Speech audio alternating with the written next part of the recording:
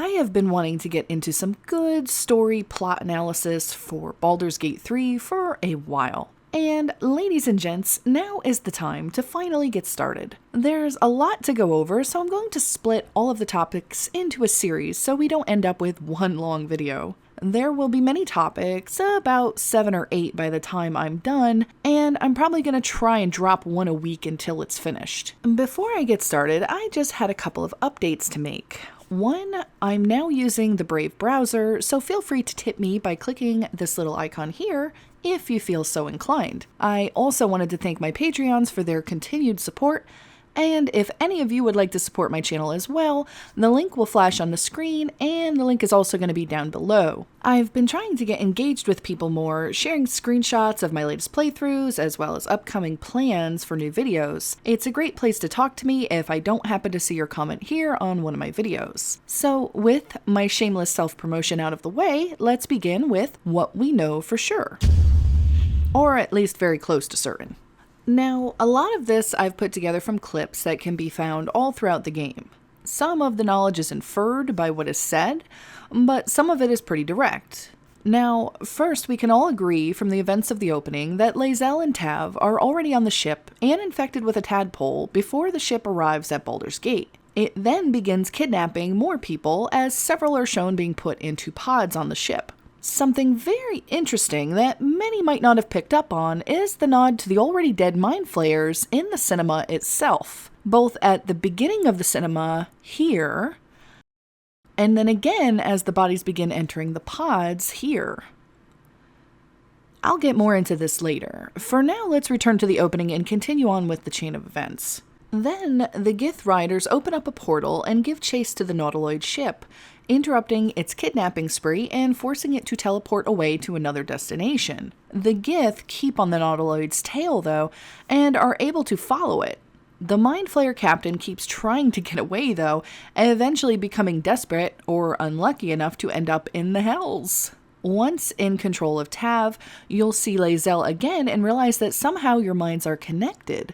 You'll also find that there are Mind Flayer bodies present all over the ship. In older versions of the game, some of the bodies are poisoned, which led me to believe that they had been killed intentionally.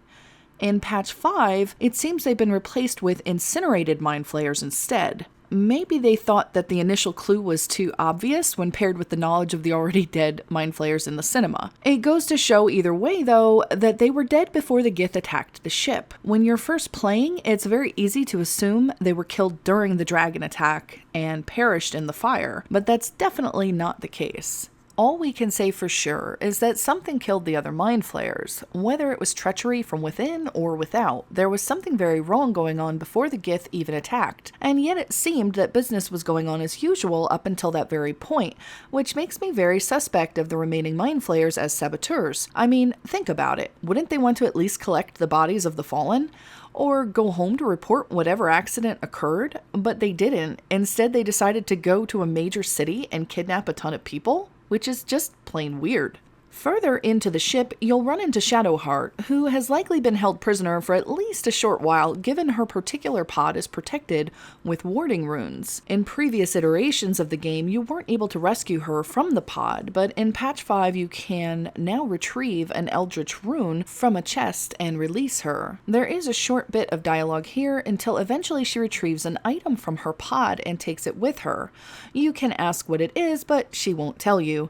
This item is a big part of the plot, so we will revisit it soon. We also find that Shadowheart also shares the strange bond of being able to meld thoughts with Tav, just like Lae'zel had. Curiouser and curiouser.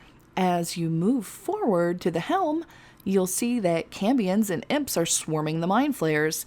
And while initially I thought it was just one Mind Flayer left on the ship, it seems there are at least 2. Or at least there were 2 until the Imps finished that one off. So, if there was a mutiny on board, the assaulting party had support from within. When all is said and done, the dragons and devils absolutely devastate the Nautiloid ship.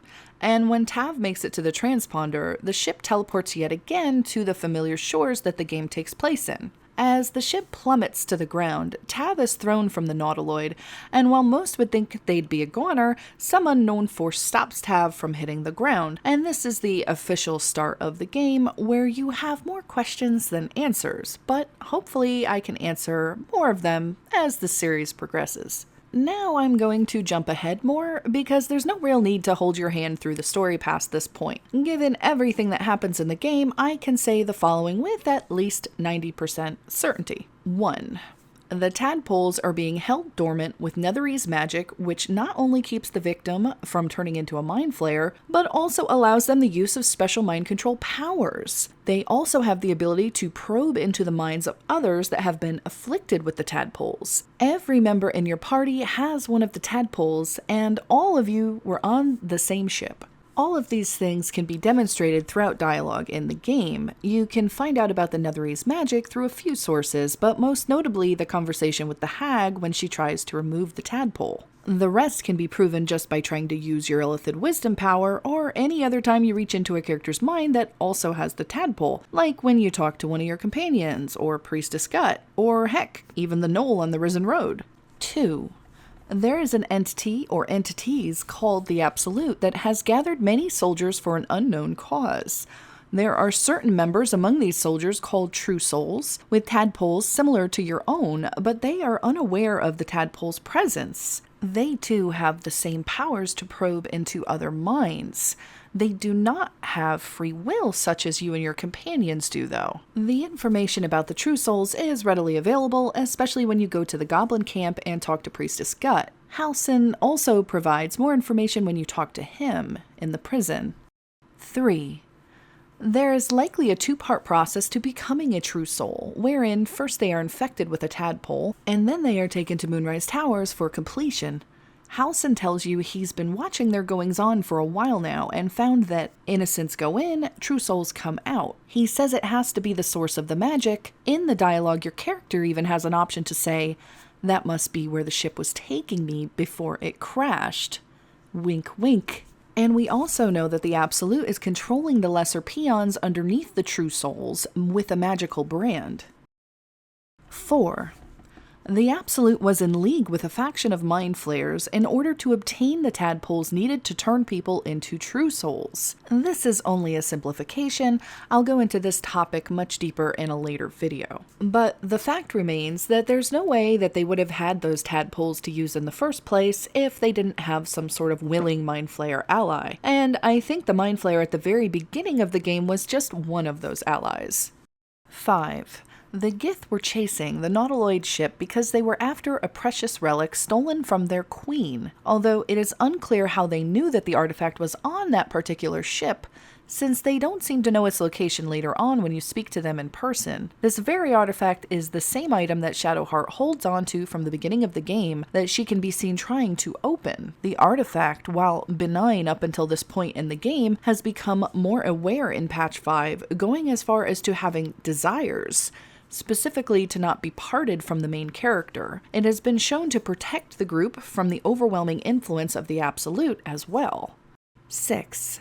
The Absolute as well as the Gith are looking for the Gith artifact. The new scene when entering the Goblin Camp makes it obvious that the Absolute is searching specifically for the Gith weapon. And of course, if you've ever done Lae'zel's quest and gone to meet the Gith patrol, they tell you quite frankly that they want the weapon too.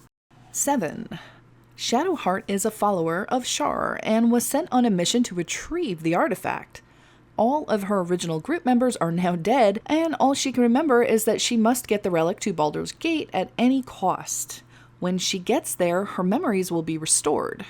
What interests me most is how she actually went about retrieving this weapon from the Gith. Wouldn't it have been on another plane of existence that she could not have had easy access to? It's very likely that the rest of the group had been killed by the Gith during the quest, but then how did she come to be captured by the Mind Flayers? It's very likely that Shadowheart was taken on purpose because somehow the Absolute knew that she had the weapon. And that is why the Absolute is hunting for any survivors from the crash, not just because they were lost servants running amok, but also because it was their main lead to finding the lost weapon. And there is more evidence in the game that might lend credence towards the Absolute knowing ahead of time too. Another easily overlooked scene in the opening of the game is when the Nautiloid ship is going down and they show Jorah Ragzlin and Minthara witnessing the crash. Neither of them seems very surprised, quite the opposite. It seems almost like they were waiting for it, and within a moment, Dror is already sending a goblin raiding party off to secure the ship. But what really gets me is the knowing smile that Minthara wears right here. It's almost as though the Absolute told her directly that this would happen and she's watching the prophecy being fulfilled.